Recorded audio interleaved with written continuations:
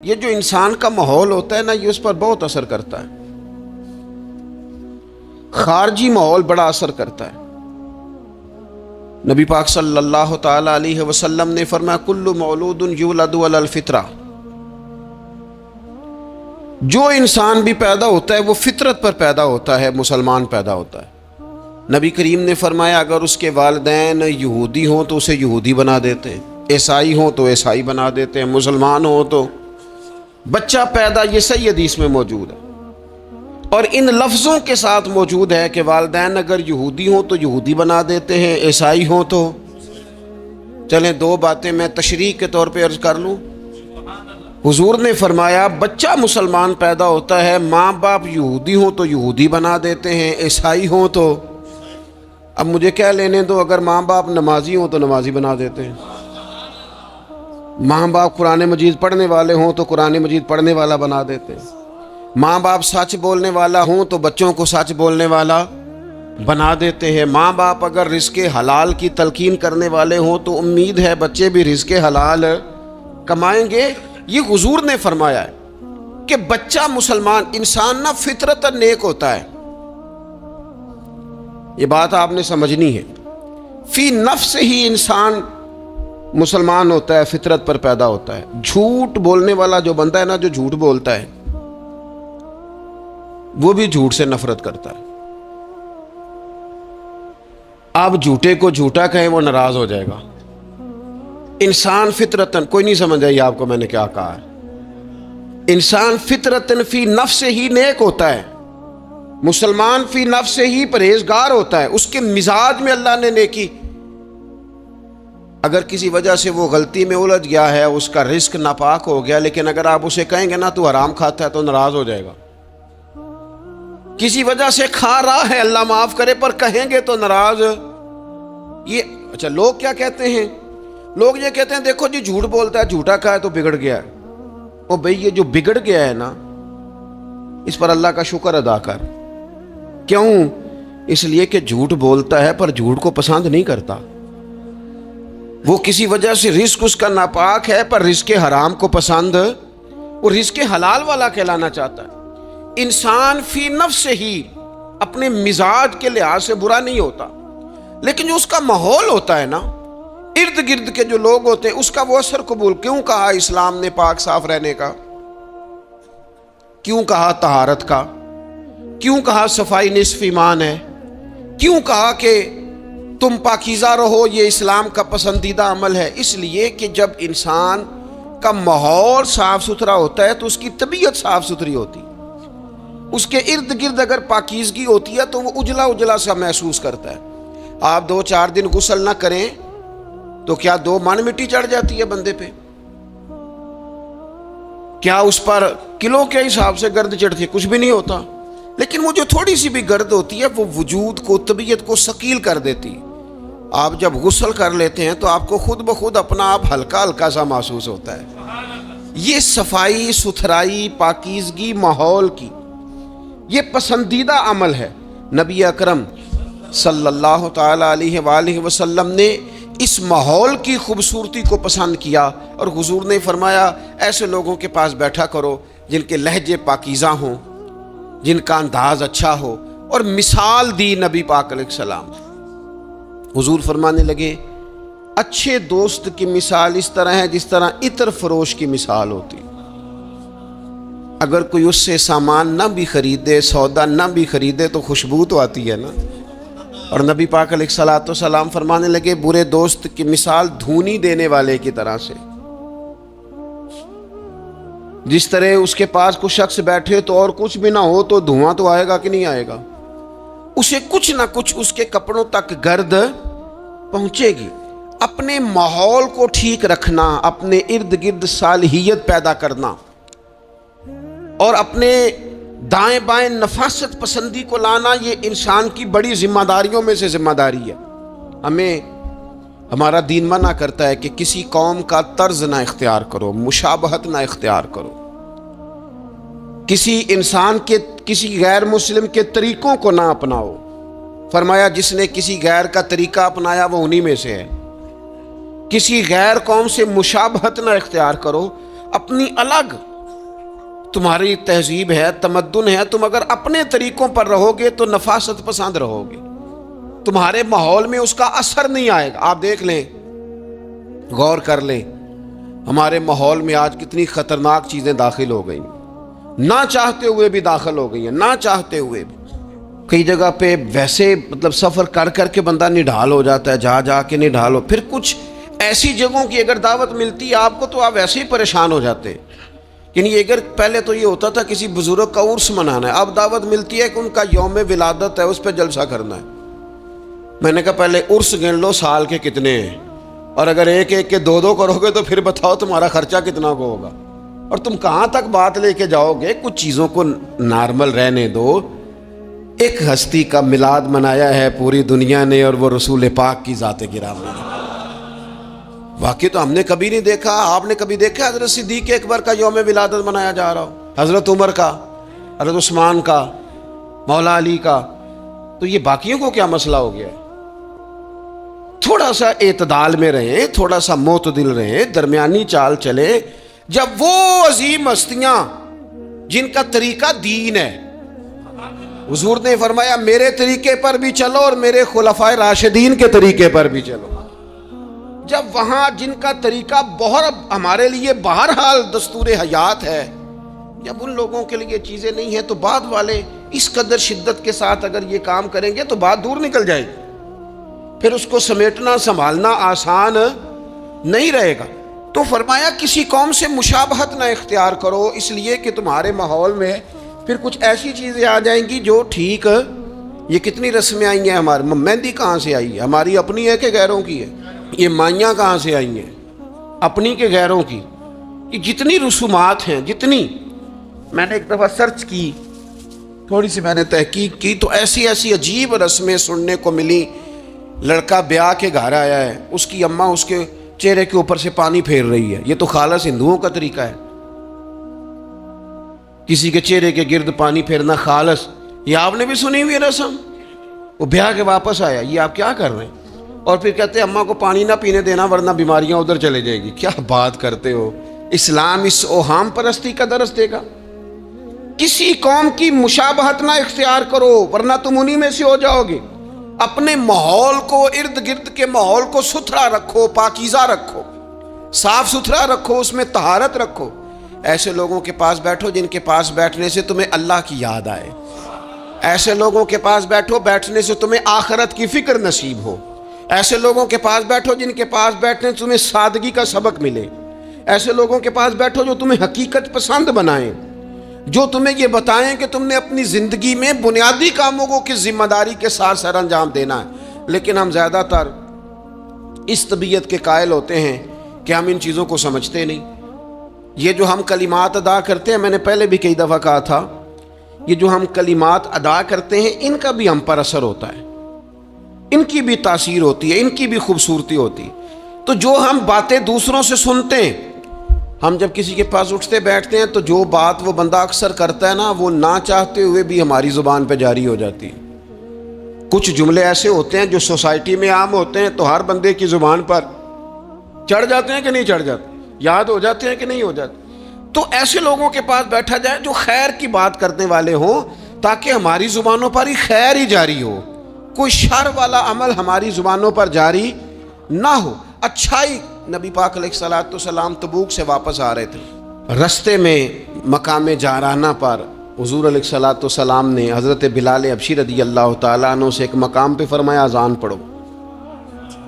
سیدنا بلال نے اذان پڑھی، چند نوجوان وہاں کھیل رہے تھے، ان میں سے ایک نوجوان جناب ابو معذورہ بھی تھے، انہوں نے نا حضرت بلال حبشی کی آواز کی نقل اتاری۔ یہ اگر نیت اچھی ہو نا تو اچھوں کی نقل بندے کو تار دیتی ہے۔ ہاں اگر نیت اچھی ہو، اگر معاذ اللہ توہین کی نیت ہو تو یہ مسئلہ خطرناک ہے۔ حضرت موسیٰ علیہ السلام کے زمانے میں ایک شخص تھا تو جناب موسیٰ کی نقل اتارتا تھا، اس کا انتقال ہو گیا تو رب کریم نے فرمایا اس لیے اسے معاف کر دیا ہے کہ ادائیں تو میرے کلیم کی اپناتا تھا، ادائیں تو میرے کلیم کی اپناتا تھا۔ حضرت بلال کی نقل اتاری تو سرکار کے کانوں میں آواز گئی، آپ نے صحابہ سے فرمایا بچوں کو لاؤ۔ اب جب ان کو منگوایا تو وہ دوڑ گئے، محبوب نے فرمایا کتنا کو دوڑو گے؟ پکڑ تو ہم نے لینا ہے. سب بچوں کو لے آئے, حضرت ابو معذورہ بھی ہیں. حضور نے فرمایا کس نے اذان کی نقل اتاری ہے؟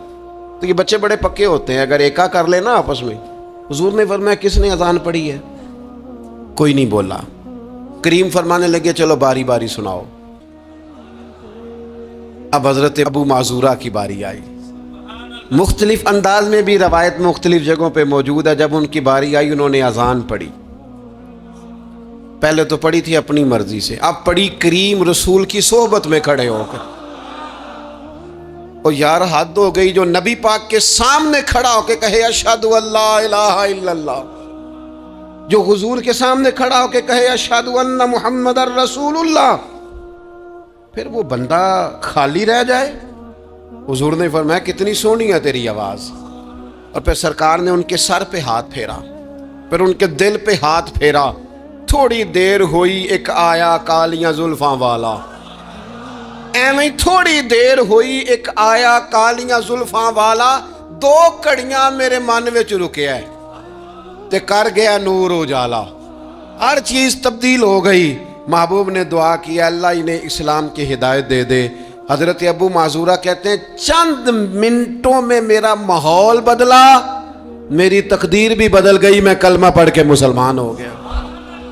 اب نبی پاک علیہ السلام نے کیا فرمایا؟ فرمایا کہ بلال اذان پڑھیں گے مدینہ طیبہ میں اور ابو معذورہ پڑھیں گے مکہ مکرمہ میں.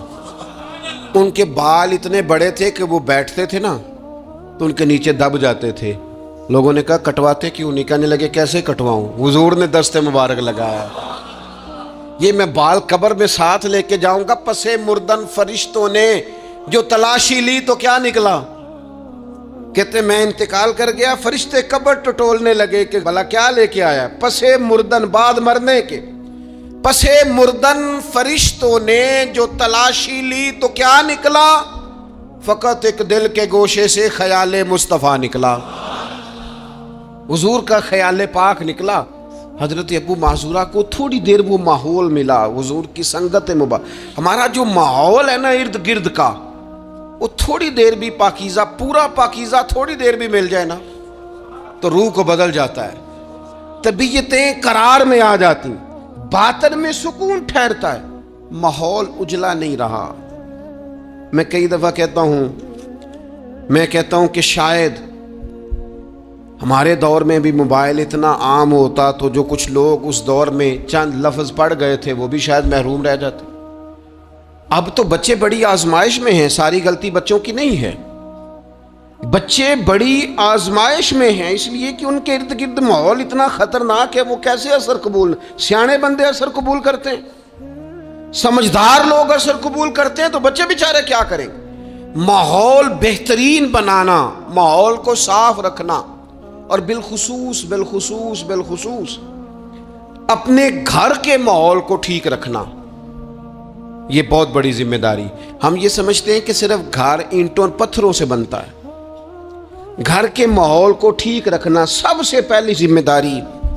بچوں کے لیے اچھی ماں کا انتخاب, اچھی بیوی لے کے آنا گھر میں, یہ سب سے زیادہ اہم مسئلہ ہے. نہ مانے ہم, لیکن بہرحال ڈھیر ساری جگہوں پہ دولت دیکھی جاتی ہے شادی سے پہلے. ماں باپ نے بڑی زیادتی کی, بڑا ظلم کیا, ناراض نہ ہونا, بڑا ظلم کیا. پیسے دیکھے, بچی اور بچے کا نکاح کر دیا. یہ اتنا بڑا زندگی میں آپ نے اپنی اولاد کے ساتھ ظلم کیا ہے کہ آپ تو سائیڈ پہ ہو جائیں گے, لیکن وہ بیچارہ ساری زندگی اس کو بھگتے گا.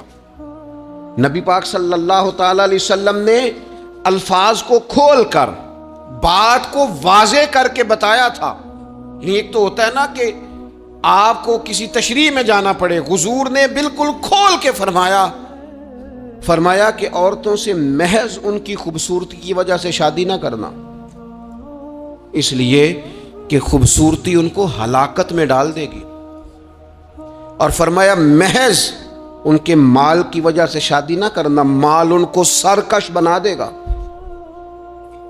یا رسول اللہ صلی اللہ تعالی علیہ وسلم پھر کیا کریں؟ تو محبوب فرمانے لگے ان کی دینداری کی وجہ سے ان سے شادی کرنا. اور یہ ابن ماجہ میں لفظ موجود ہیں, اللہ کے محبوب علیہ الصلوۃ والسلام فرمانے لگے کان میں سوراخ والی کالے رنگ کی باندی اگر دیندار ہو تو تمہارے لیے بڑی بہتر ہے. باندی ہو، رنگ سیاہ ہو، کان میں سوراخ ہو، اس سے نکاح کر لینا. شرط یہ ہے کہ دیندار ہو. بہت اثرات ہیں ماں کے، لہذا اس انتخاب کے اندر باریکی کا مزاج پیدا کریں. اگر اپنے گھر کا ماحول ٹھیک رکھنا چاہتے ہیں، اور اگر ماحول ٹھیک نہیں ہے تو پھر آپ کروڑوں روپیہ لے آئیں، جس کے بچے ہی ناکام ہو گئے اس کے پیسے کیا کریں گے؟ آپ بہت بڑا گھر بنا لیں لیکن اگر بچے ہی ناکام ہو گئے تو آپ کی بڑی حویلی کیا کارنامہ سر انجام دے گی. اور اسی طرح کا معاملہ مرد کے ساتھ بھی ہے. نبی پاک علیہ الصلوۃ والسلام نے فرمایا جب تمہیں ایسے لوگ پیغام نکاح دیں جن کا دین اور اخلاق اچھا ہو تو پھر اپنی عورتوں کا نکاح ان سے کر دو. اگر ایسا نہیں کرو گے تو زمین میں فتنہ برپا ہوگا، فساد ہوگا. نیک مرد جب ملے تو پھر اس کے ساتھ نکاح کرو. صحیح بتانا، خالی نیک دے کے رشتہ دے دیا جاتا ہے. نیک ہے، دیندار ہے، اچھے اخلاق والا ہے، خالی تقویٰ دے کے لوگ رشتہ دیتے ہیں. بڑا کچھ دیکھا جاتا ہے، بڑا پس منظر دیا تو تنخواہ تھوڑی ہو تو کہتے ہیں کماتا ہی کچھ نہیں. اگر تو بہو آئے تو پھر تو اس کے نصیب کا رزق ہے، اگر بیٹی نے جانا ہو تو پھر اس کے نصیب کا رزق نہیں ہوتا. تو جن رشتوں کی بنیاد لالچ پر رکھی جاتی ہے وہاں گھر کا ماحول درست رکھنا ممکن نہیں رہتا. گھر کا ماحول اس وقت درست رہتا ہے جب تقویٰ کو، طہارت کو، پرہیزگاری کو، عمدہ اخلاق کو، عمدہ اطوار کو، اچھے نظریات، ستھرے مزاج کو، گھرداری کے ماحول کو جب پیش نظر رکھا جاتا ہے پھر حالات کچھ اور طرح کے ہوتے ہیں. لیکن ہمارے ہاں چونکہ یہ چیزیں دیکھی نہیں جاتی، اس پر غور نہیں کیا جاتا. اور میں نے پہلے بھی کہا ہے، پھر کہتا ہوں یہ بات ضروری ہے، اس پر آپ نے غور کرنا ہے. لوگ دیندار ہوں، دیندار نظر نہ آتے ہوں، تھوڑی سی اس پر غور کر لیں. دینداری کا لیبل نہ ہو، اندر دینداری موجود ہو، صرف بار بورڈ نہ ویزا ہو، اس کے اندر باقاعدہ تقویٰ ہو، پرہیزگاری ہو، اللہ کا خوف ہو، اور سب سے ضروری چیز اچھے اخلاق ہو. نبی اکرم علیہ السلام کی خدمت میں عرض کیا گیا تھا یا رسول اللہ ایک بی بی بڑا صدقہ کرتی ہے پر اپنی زبان سے تکلیف دیتی ہے پڑوسیوں کو، صدقات بڑے کرتی ہے، سخی بڑی ہے. تو حضور نے فرمایا دوزخی ہے. یا رسول اللہ ایک بوڑھی اماں پنیر کے خشک ٹکڑے صدقہ کرتی ہے، غریبنی ہے، پر یا رسول اللہ اخلاق کی بڑی اعلیٰ ہے. اللہ کے محبوب نے فرمایا اسے بتا دو رب اسے جنت عطا فرمائے گا. وہ جنتی بی بی ہے اس لیے کہ اخلاق عمدہ ہے، اس کا لہجہ عاجزی والا ہے، اس کے لفظوں میں خوبصورتی ہے، وہ اپنی زبان کے تیر برسا کے دلوں کو گھائل نہیں کرتی. تو اخلاقی رویوں کی عمدگی یہ انسان کے لیے جنت کا رستہ آسان کرتی. پھر گھر کے اندر کچھ دینی ماحول بنایا جائے. اور دینی ماحول سے ہمارے ہاں لوگ یہ مراد لیتے ہیں کہ میں جناب اچھی باتیں کروں، عمدہ تقریر کروں گھر کے اندر، میں اپنے بچوں کو واقعات سناؤں صحابہ اور اہل بیت کے. بڑی اچھی بات ہے، اس سے بھی انقلاب آئے گا. لیکن ہمیں پتہ ہے نبی پاک علیہ السلام نے کیا فرمایا. حضور نے فرمایا کچھ نفل نماز گھر میں بھی پڑھا کرو. تم اپنی عبادات کا ماحول گھر کے اندر بناؤ، تمہاری طبیعت گھر میں لگے، تمہارا گھر سجدے سے آباد ہو. نبی اکرم صلی اللہ تعالی علیہ وآلہ وسلم نے فرمایا اپنے گھر کے اندر کچھ وقت گزارو عبادت میں. خود بخود تمہارے بچوں کو ہم نے دیکھا ہے گھر کے اندر نماز کی نیت باندھے تو جس چھوٹے بچے کو بالکل پتہ نہیں نہ ہوتا نماز کیا ہے، وہ بھی ساتھ آ کے کھڑا ہو جاتا ہے. سجدہ نہ کرنا آئے تو مصلی پہ لیٹ جاتا ہے. گھر کے اندر دین کی آپ تقریر نہ شروع کریں، آپ عمل کریں. آپ کا لہجہ میٹھا ہے تو مٹھاس آگے تقسیم ہوگی. آپ کے بچے جو انداز آپ کے والدین کے ساتھ آپ کا دیکھیں گے وہ رویہ آپ کے ساتھ اختیار کر لیں گے. اگر سچائی کا پہلو گھر کے اندر آئے گا تو بچے سمجھیں گے ہمیں سچ بولنا ہے. اگر وہ کبھی اپنے باپ کو حضور کی یاد میں روتا دیکھیں گے تو وہ بھی کہیں گے مدینے جانا ہے. اگر وہ کبھی نبی پاک علیہ الصلوۃ والسلام کی محبت کی گفتگو دیکھیں گے تو خود بخود وہ بات اتر جائے گی. گھر کے اندر اگر بڑا کچھ ہوتا ہے، آج جی میرا دل کر رہا ہے میں نے پکوڑے کھانے ہیں، آج جی میرا دل کر رہا ہے میری مرضی کی فلاں چیز پکائی جائے، آج میرا دل کر رہا ہے فلاں چیز گھر میں لائی جائے، تو کبھی کبھی یہ بھی دل کرنا چاہیے کہ آج میرا دل کر رہا ہے گھر میں سورہ یاسین پڑھی جائے، آج میرا دل کر رہا ہے گھر میں اللہ کا ذکر کیا جائے. نبی کریم صلی اللہ تعالی علیہ وسلم نے فرمایا ایک وہ گھر ہے جس میں اللہ کا ذکر ہوتا ہے اور ایک وہ گھر ہے جس میں اللہ کا ذکر نہیں ہوتا. ان دونوں گھروں کی مثال زندے اور مردے کی ہے. جہاں رب کی یاد ہوتی ہے وہ گھر زندوں کا ہے. جہاں اللہ اللہ کی جاتی ہے وہ گھر زندوں کا ہے. جہاں رب کو پکارا جاتا ہے دعائیں مانگی جاتی ہیں وہ گھر زندوں کا ہے. اور جہاں سویرے سارے سوئے ہیں, رات کو اعلیٰ کھانا کھایا, انہوں نے ٹھنڈے کمرے میں آرام کیا, ان کے لیے ساری نعمتیں ہیں, لیکن یہ کس قدر تکلیف کی بات ہے کہ نماز فجر کے لیے کسی ایک کی بھی آنکھ نہیں کھلتی. یہ کیا گھر ہے؟ یہ تو مردوں کا گھر ہے, یہ کوئی زندوں کا گھر ہے؟ یہ تو حضور علیہ السلام نے فرمایا زندہ اور مردہ کی مثال ہے, جہاں اللہ کی یاد کی جاتی اور جہاں نہیں کی جاتی. اپنے گھروں کو, اپنے گھروں کے ماحول کو اللہ کے ذکر کے ساتھ آباد کرنا. اور پھر ایک اور بات, جب ہم اچھے لوگوں کے پاس بیٹھتے ہیں تو اچھائی لے کے لوٹتے ہیں. اور یہ ہمارے ہاں نا ایک بہانہ آج کل بنا لیا گیا ہے کہ اچھے لوگ ملتے نہیں. بھئی ہم لوگ نا اچھے لوگ ڈھونڈتے ڈھونڈتے آہستہ آہستہ معاذ اللہ معصوم لوگ ڈھونڈنے شروع کر دیتے. ہم کہتے ہیں ہمیں ایسا بندہ ملے جس میں غلطی کوئی نہ ہو, جس میں بالکل غلطیاں ہو وہ شیطان ہوتا ہے, اور جس میں بالکل نیکیاں ہو وہ فرشتہ ہوتا ہے, جس میں کچھ نہ کچھ کوتاہیاں ہوں لیکن خیر کا غلبہ ہو وہی تو بندہ مومن ہوتا ہے. حضور علیہ السلام نے فرمایا ہے کہ آدم کے ہر بیٹے سے خطا ہو جاتی ہے, لیکن بہترین خطا کار وہ ہے جو جلدی توبہ کر لیتا ہے. ہم یہ چاہتے, مجھے جی کو بندہ نہیں ملا ساری زندگی. نہیں, آپ بندہ نہیں ڈھونڈ رہے تھے, آپ تو معاذ اللہ معصوم عن الخطا ڈھونڈ رہے تھے. وہ نبی اور فرشتوں کے علاوہ کوئی نہیں ہوتا. آپ کو دیکھنی چاہیے تھی جہاں سے کچھ خیر مل رہی تھی وہاں فوراً حاصل کر لیتے, جہاں سے کوئی اچھائی مل رہی تھی وہاں سے فوراً حاصل کر لیتے. ہمارے صوفیاء, ہمارے بزرگان دین, ان سے لوگوں نے خیر پایا ہے, ان کی زندگیوں کو ڈسکس نہیں کیا. ہمارا یہ ماحول بن گیا کہ ہم نے ایک دوسرے کو ڈسکس کیا ہے اور رج کے کیا ہے, لیکن کہیں سے خیر ملتی تھی تو وہ خیر حاصل ہمارے ذمے تو یہ تھا کہ نبی پاک علیہ السلام نے فرمایا حکمت مومن کی گم شدہ میراث ہے. جہاں سے تمہیں خیر میسر آتی ہے اپنے حصے کی سمیٹو, اس پر عمل کرو. ہم نے کیا کیا؟ ہم نے, وہ بندے نے خیر دی تھی, پھر ہم نے ٹٹولنا شروع کیا, پھر ہم نے تھرمامیٹر لگا اور اپنا اپنا کرائیٹیریا, اپنا اپنا معیار بنا کے لوگوں کو تولا. نتیجہ کیا نکلا؟ ساری زندگی تولتے ناپتے گزر گئی. خیر پانے والے خیر پا کے چلے بھی گئے, نصیحت لینے والے نصیحت لے کے چلے بھی گئے, جنہوں نے عمل کرنا تھا انہوں نے عمل کر بھی لیا, اور کچھ ایسے تھے بیچارے ساری زندگی ٹٹولتے ہی رہے, ساری زندگی طے ہی کرتے رہے. ساری زندگی انہوں نے, ہمارے صاحب رحمۃ اللہ علیہ کی خدمت میں ایک شخص آیا, اس نے کہا جی میں نے دنیا دیکھی ہے, مجھے کوئی بندہ پسند نہیں آیا, اور اب آپ کی شہرت سنی ہے تو میں زیارت کے لیے آیا ہوں. تو حضرت قبلہ عالم رحمۃ اللہ علیہ وہ بڑی تھوڑی باتیں کرتے تھے, اور جو کرتے تھے وہ کمال کرتے تھے. وہ فرمانے لگے آپ کھانا کھائیں, فقیر کے لائق کو حکم ہو تو کریں, باقی چونکہ آپ نے کافی دنیا دیکھی ہے تو وہ جتنے آپ دیکھ آئے ہیں میں ان سب سے زیادہ گناہگار ہوں. لہٰذا اگر آپ اتنے لوگوں کو دیکھنے کے بعد یہاں آئے ہیں تو آپ کو یہاں سے کچھ نہیں ملنے والا, اس لیے کہ ہم تو ان سب سے چھوٹے ہیں. ہمارا یہ معیار ہے, یہ عاجزی, یہ انکساری, یہ درد. اس شخص کو اگلا سوال کرنے کا موقع ہی نہ ملا. کہنے لگا مجھے بیعت فرما لیں, تو کہنے لگے نہیں نہ, اتنی تنقیدی نظریں اور اتنا گہرا مطالعہ, تھوڑے عرصے کے بعد آپ پریشان رہنے لگ جائیں گے. آپ جائیں, ابھی ڈھونڈیں, ابھی تلاش کریں, بھی آپ کو وقت لگے گا. آپ تھوڑا گھوم لیں.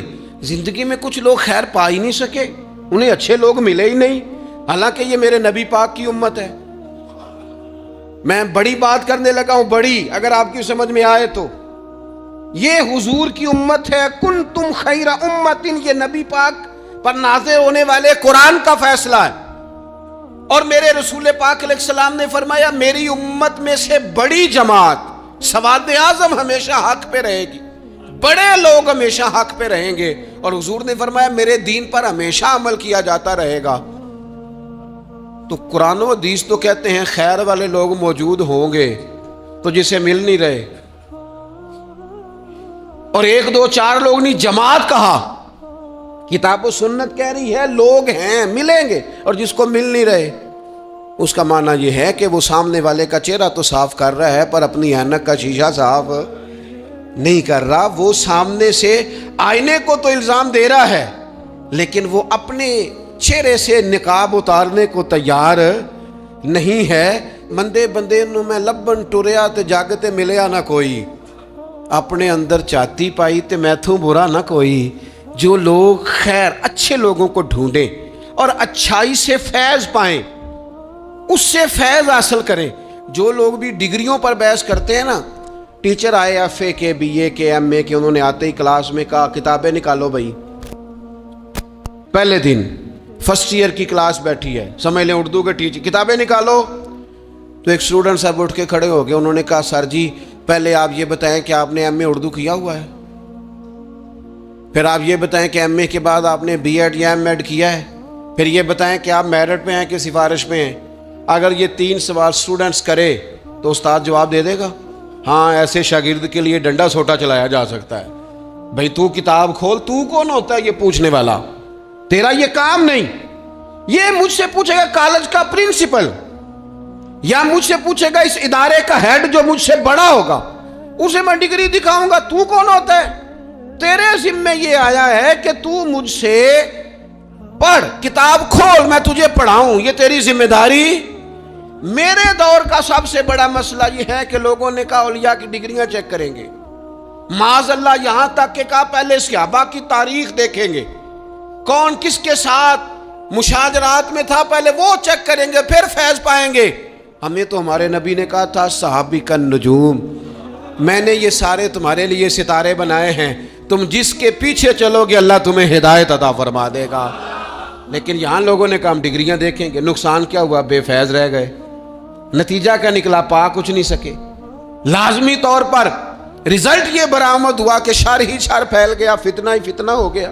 ہمارے ذمے تو خیر لینا تھا، خیر نہیں لی، ڈگریوں پہ بحث کی، نتیجہ غلط برآمد ہوتا ہے۔ اپنی مومن کی گمشدہ میراث ہے حکمت، جہاں سے خیر کی بات ملے اسے لو۔ حضرت عبداللہ ابن عباس آپ فرمایا کرتے تھے بس ایک کام کرنا، لا تجالسوا اہل الہوا، جو لوگ ہوائے نفس والے ہوں، برے ہوں، ان کی مجلس نہ کرنا، بروں کے پاس نہ بیٹھنا۔ حضور کیا ہوگا؟ فرمایا اگر ان کے پاس بیٹھو گے نا تو تمہارا دل اور تمہاری روح بیمار ہو جائے گی، روح بیمار ہوگی، دل سخت ہو جائے۔ بروں کی صحبت سے اپنے آپ کو بچانا، اپنے ارد گرد کے ماحول میں خیر والے۔ داتا گنج بخش علی اجویری رحمت اللہ تعالی علیہ ارشاد فرماتے ہیں کہ ایک بندہ طواف کعبہ کر رہا تھا، بیت اللہ شریف کا طواف کر رہا تھا، اور وہ طواف کرتے کرتے نا دعائیں مانگ رہا تھا، یا اللہ میرے دوستوں کو نیک کر دے، یا اللہ میرے دوستوں کو پرہیزگار کر دے، یا اللہ میرے دوستوں کو اچھا کر دے۔ داتا صاحب فرماتے میں نے اس کا بازو تھام لیا، میں نے کہا یہ کیا دعا ہوئی، کوئی اپنے لیے بھی مانگ۔ تو کہتے ہیں وہ کہنے لگا حضور اگر میرے دوست نیک ہوئے تو میں انشاءاللہ خود بخود ہی ہو جاؤں گا، اگر میرے ارد گرد کا ماحول ٹھیک ہوا تو مجھے بھی خیر کی طرف لے جائیں گے۔ اگر ماحول ٹھیک ہو دائیں بائیں، ہم یہ کرتے ہیں کہ ہم نا کئی دفعہ اپنی آگ بجھاتے ہیں، پڑوسیوں کی بجھانے کی کوشش۔ میرے ابا جی پتہ کیا کہا کرتے تھے؟ وہ کہندے سن پتر جے گوانڈیاں دی اگ نہ بجھائیے تے اپنے گھر بھی آ جاندی۔ تو پڑوسی کی آگ کئی دفعہ اس لیے بھی بجھا دینی چاہیے کہ ایسا نہ ہو کہ اگر وہ جلتی رہی تو ہمارے گھر بھی۔ اپنے ماحول کو ٹھیک کرنا چاہیے، ارد گرد کے سارے ماحول، کیونکہ ماحول ٹھیک رہتا ہے تو اس میں رہنے والے بچے، اس کے اندر بسنے والے لوگ یہ بھی ٹھیک رہتے ہیں، اور اگر ماحول بگڑ جائے پھر سارا کچھ بگڑ جاتا ہے۔ اپنی مجالس کو عمدہ کریں۔ دوستوں کے ماحول میں نہ ایک دوست رواج ڈالے کہ یار ٹھیک ہے گپ شپ بڑی ہو گئی۔ میرے پاس حضور کا ایک فرمان ہے، یہ دیکھو میں موبائل میں لے کے آیا ہوں، اگر مجھے 2 منٹ دو تو میں اپنے کریم کی ایک حدیث نہ تمہیں سناؤں۔ تھوڑا سا تانا دیں گے، تھوڑا سا کہیں گے بہ جا تو ایڈا مولوی، پتہ ہے جتنا تو نیک ہے، تھوڑا سا کہیں گے، لیکن یہ 2-4 منٹ کے لیے ہوگا، اور حضور کی بندہ حدیث سنائے اور پھر سرکار کا فیض حاصل نہ ہو، پھر اللہ کی مدد نہ آئے۔